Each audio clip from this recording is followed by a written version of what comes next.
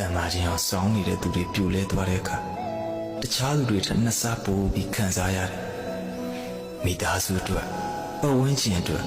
ချစ်ချင်းမေတ္တာတွေအတွက်အချိန်တိုင်းတာတစ်ခုထိပေးဆက်ခဲ့ပြီးပြီလေတပီတန်မာခြင်းအောင်မဆောင်ရင်တော့တယောက်တည်းနေပြီးတိတ်ဆိတ်ခြင်းတွေကိုသဘောကျလာတယ်ဘယ်เจ้าရာတွေကိုမှအငင်းခုန်မလုပ်ပဲမမမမအလျှော်ပေးတတ်လာတယ်ကိုယ့်ရဲ့ပေါ်ဘလောက်ပဲကောင်းကောင်းကိုယ့်ရဲ့အပေါ်မှာဘလောက်ပဲစူးစူးအရှင်းလို့စိတ်လို့လိုက်ပြီးအစွဲလမ်းမကြည့်တော့ကိုယ့်ရဲ့နားမှာရှိတယ်မလိုချင်တဲ့သူတွေနဲ့ဝေးရတိတ်တိတ်လေးထွက်သွားလိုက်တယ်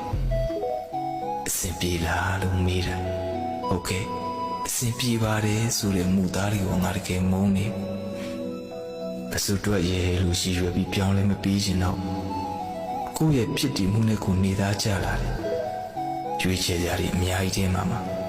ဒီခါတော့ငါပြန်ရွေးချယ်လိုက်တယ်အနည်းဆုံးတော့ပစုကိုမဟန်ဆောင်ပြီးပြုံးပြနေစရာမလိုတော့ဘူးလေ